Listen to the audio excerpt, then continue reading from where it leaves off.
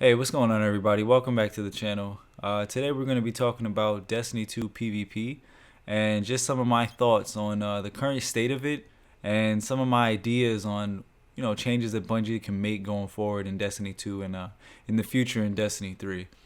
So, just to kick things off, just a quick summary of what I'm going to be talking about. Just in my opinion, I believe that the core experience of PvP should center around gunplay because gunplay is what made Destiny what it is today, right? That's what kept a lot of people playing because the gunplay feels so good, right? It's really fun to shoot aliens in the face and battle other guardians in PvP in the Crucible.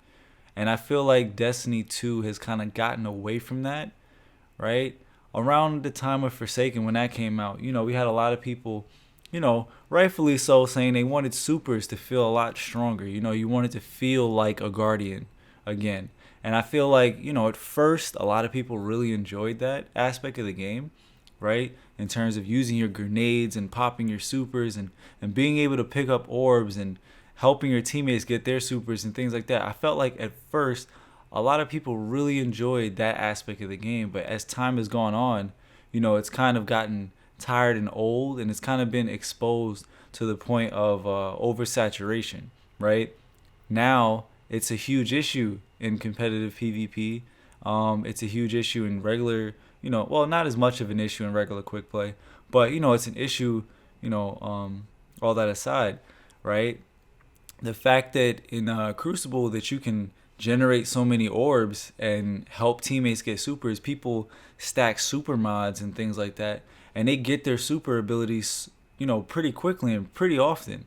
And it kind of turns every match in a sense into mayhem, right? There's too many moments where abilities are being used more so than weapons, right? And then when it comes down to weapons, weapons don't feel as good. A lot of weapons don't feel as good as they should, or they don't feel as capable in certain engagements as they should, right? And then you layer on top of that, you have weapons like Not Forgotten and Luna's Howl, where a lot of people view those weapons as, things that need to be removed from the game entirely, right? In my opinion, I don't agree with that. I myself only have a Luna's Howl. I don't have a Not Forgotten. I just got it this season in Season of the Drifter. But as long as I've been playing PvP, and I'm an average player at best, I'm not, a sweat lord, or I've never hit legend in comp or anything like that. But as far as I view it, right, having played against Luna's Howls and Not Forgottens all this time until I finally got my Luna this season, I've never felt, I felt as though, yes, I was getting bested by a better weapon, but I've never truly felt like I couldn't outmaneuver or outwork that other person. Now, I've heard people's arguments against those weapons, and to a certain extent, I do agree, right? I do agree that, okay, yes, maybe they can tame the weapons a little bit, but it's a fine line that you walk when you talk about these things, because you got to realize there are people who put in tons of time, and I'm not even talking about the people who paid for it, right? The people who paid to get their Lunas and Not Forgottens, I'm not even gonna go there, right? I'm talking strictly about the people who put in the time to actually work, right? To get better in competitive PvP, right? To work, to hone their craft. To be rewarded with a weapon like Luna's Howl and Not Forgotten is a pretty good feeling. And it's rewarding in itself when you use it against other players. Now, some players may view that as an unfair advantage and things like that. But myself, having, I know people who have Not Forgotten, they will tell me, and they'll tell you too, that even though you have that weapon and it's capable of being, looked at as an OP weapon, you still need a certain level of skill in order to use that weapon, right? You still need to land 2 precision hits consecutively, if I'm not mistaken, in order to proc that Magnificent Howl perk, right? And then and only then will you get that one bullet that does a lot of damage. And then obviously you can repeat that over and over again, right? If a person goes on a hot streak and you're in a match and they start doing that, in my opinion, I don't look at that as a weapon being overpowered. I look at that as, damn, that guy is good. He worked his butt off, he got his Not Forgotten, and he's reaping his reward. Now, the people who don't have those weapons, I say this to you, right? Let's say, there was a change made to those weapons, and I've heard a few of them, right? I've heard some people say, to lower the target acquisition, right? Or to increase the recoil, right? It is a 180 hand cannon, so the 180s, they have a more up and down recoil pattern. But let's say they did, add some of those things, right? Would you prefer Bungie to make those weapons technically nerfed, but not nerfed to the point of you can't use it, but would you prefer Bungie nerf those weapons, or would you prefer Bungie put out a major sandbox haul, a major sandbox update that changed a lot of the weapon damages, the recoil patterns, the flinch, especially if you're on console, you know what I'm talking about. The flinch on a lot of the weapons that you use is ridiculous, right? I look at a weapon, well, a lot of weapons have flinch, but I look at a weapon that I just grinded for, the Arbalest, right? It's a pretty damn good weapon, right? But it has some terrible flinch. If you're not the first person to get your shot out and you get hit by a grenade or anything, it could be an auto rifle, a hand cannon, that weapon will flinch so high and so off target, you have to disengage from the fight and re-engage in a different manner. And that can make the combat feel a little bit more passive, right? But then all of that stuff goes into a different conversation of the style of play that Destiny 2 is trying to achieve, right? In Destiny 1, gunplay was clearly at the center of the combat, right? You had a lot of players, highly skilled players, who were doing some amazing things, in terms of gunplay and just besting their opponents, right? Using the different levels of combat on the ground, in the air, sliding, all of that stuff, right? In D2, you can do that, but to a lesser extent, right? In-air accuracy is atrocious, right? You don't even really want to touch it. Even with the Icarus mod, even with that, you still don't come anywhere close to what you could do in D1 in terms of in-air accuracy, right? In-air combat. And in-air combat is a really key point when it comes to skilled gameplay, right? It's what separates a good player from a great player, right? And then, a person might say, oh, yes, but what if I'm, an average player and I'm getting match made against somebody who's, jump shotting me and all of these other things? Well, that goes into the next point. Matchmaking, right? To start things off with matchmaking, D2 is a peer-to-peer match-made game, right? Which opens it up to DDoSing, which runs rampant when you get into the higher tiers of competitive play. Sadly, right? When you get into the top tiers of those ranks, you're dealing with teams of DDoSers, maybe one individual, whatever the case may be. These people they don't care. They want to do whatever it takes to hit the max rank.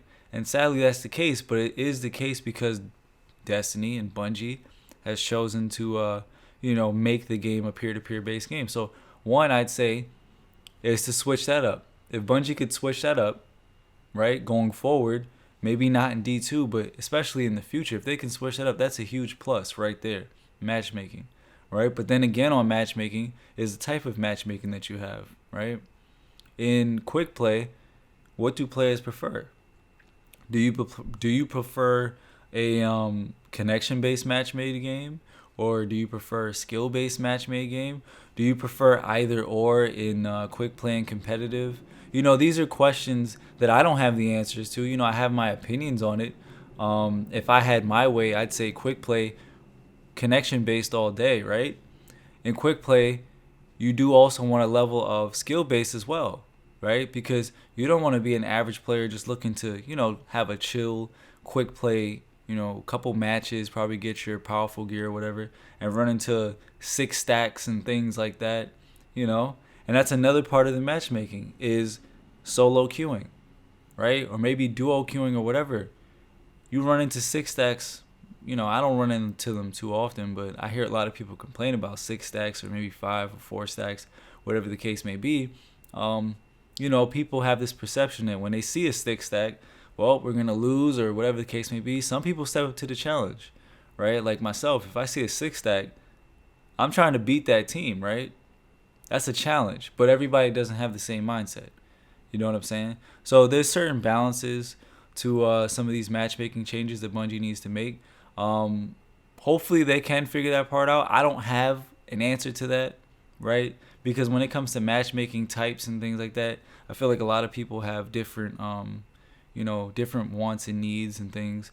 So that's something that's gonna be really figured out through trial and error. I know when it comes to competitive matchmaking, you really do want it to be, skill-based matchmaking and a good skill-based matchmaking, because currently Bungie's testing out skill-based matchmaking in competitive PvP.